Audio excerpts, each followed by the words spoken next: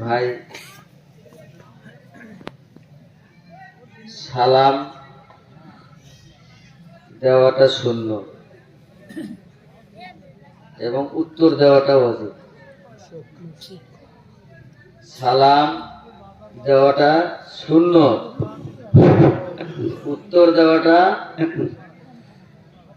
আমি উপস্থিত সৌদি মন্ডলীকে আমি একটা আহ্বান করছি, প্রিয় উপস্থিতি, তার মানে আমার যে মঞ্চ, এই মঞ্চ শোভা হইতেছে না। মানে আল্লাহ এবং আল্লাহ রসুলের যে হাদিসের নির্দেশ, চুল পাকা, দাড়ি পাকা, এই সমস্ত মানুষকে আল্লাহ পাক খুবই পছন্দনীয়, আল্লাহ পাকের খুবই পছন্দনীয়। আল্লাহ পাক বলেন যে সমস্ত মুরব্বী, বয়োজ্যেষ্ঠ, চুল পাকা, দাড়ি পাকা, তাদের ইবাদত করতে গিয়ে যদি ভুলও হয় তথাপি আমি কবুল করে নিই। সকলে বলেন আল্লাহুম্মা আমিন। তাই আমি সবিনয়ভাবে আবেদন করছি কয়েকজন মুরব্বী এই মঞ্চের মধ্যে আসার জন্য। আসেন, কয়েকজন মুরব্বীকে আমি সবিনয়ভাবে অনুরোধ করছি, বিনীতভাবে অনুরোধ করছি এই মঞ্চে আসার জন্য।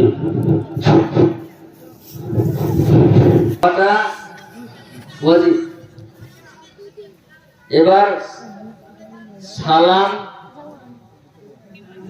সালামের হক আছে। সালামের হক কি ভাই? যে যতটুক স্পষ্ট করে সালাম দেয়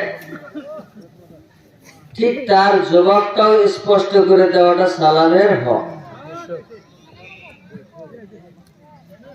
আজকালকার সালাম মুখে হয় না, হাতে হয়, মাথায় হয়, চোখে হয়, সালাম হয়, হয় না ভাই? বলছে দাঁতের ভিতরে 32টা দাঁতের ভিতরে একটা গোস্তের টুকরা সব সময় নড়াচড়া করে না ভাই? এটা কি কোনদিন ওজন করে দেখছে?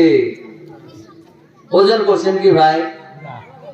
আচ্ছা, আমি একটু অনুরোধ করছি এর আগে, ভাই এই পাশে জায়গাগুলো কি সুন্দর খালি, আর এই পাশে কেন ভিড়?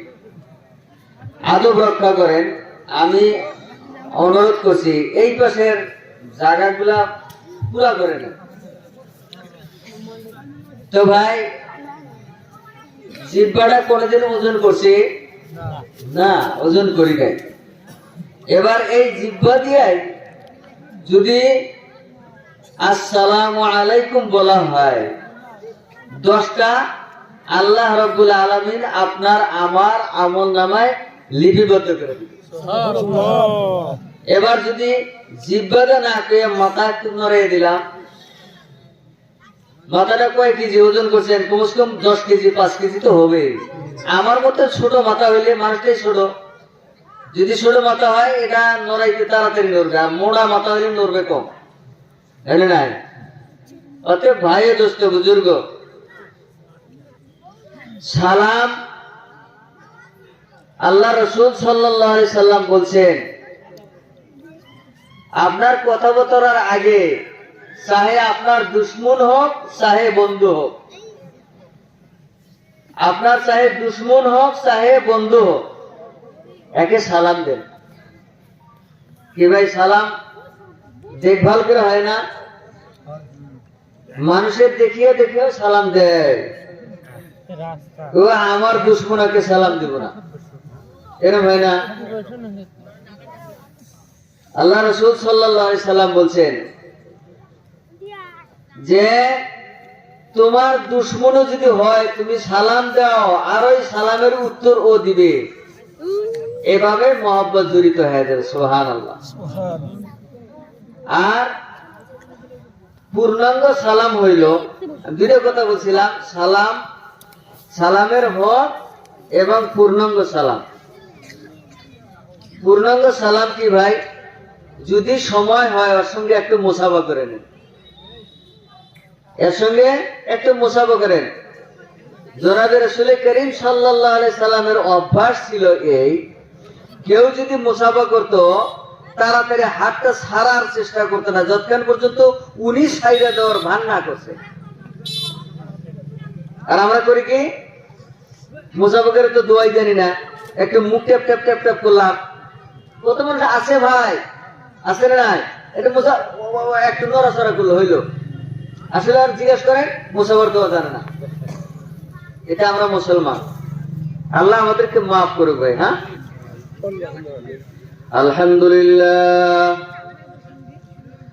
আলহামদুলিল্লাহ নাহমাদুহু ওয়া নাস্তাঈনুহু ওয়া নাস্তাগফিরুহু ওয়া নু'মিনু বিহি ওয়া নাতাওয়াক্কালু আলাইহি ওয়া নাউযু বিল্লাহি মিন শুরুরি আনফুসিনা ওয়া মিন সাইয়্যাতি আ'মালিনা। من يهده الله فلا مضل له ومن يضلله فلا هادي له ونشهد أن لا إله إلا الله وحده لا شريك له ونشهد أن سيدنا ومولانا محمدا عبده ورسوله صلى الله تعالى عليه وسلم تسليما كثيرا كثيرا.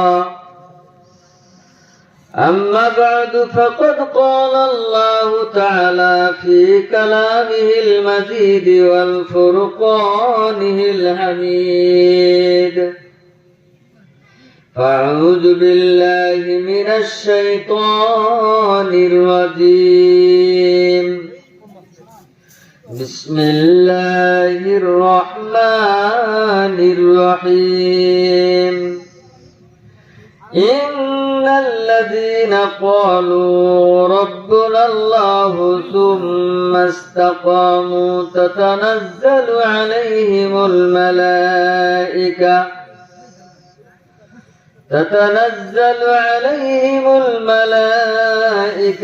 ألا تخافوا ولا تهزنوا وأبشروا بالجنة التي كنتم توعدون.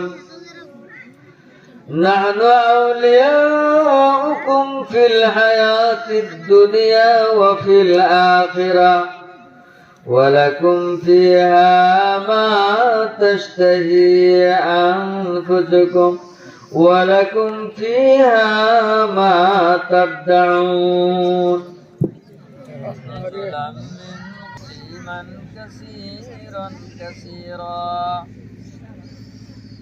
أما بعد فقد قال الله تعالى في كلامه المجيد والمجيد: بسم الله الرحمن الرحيم.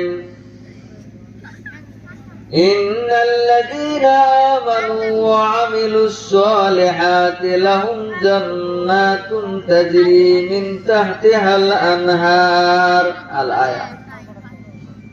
وقال النبي صلى الله عليه وسلم: من استمع إلى آية من كتاب الله تعالى كتبت له حسنة مضاعفة ومن تلاه فكانت له نورا يوم القيامة.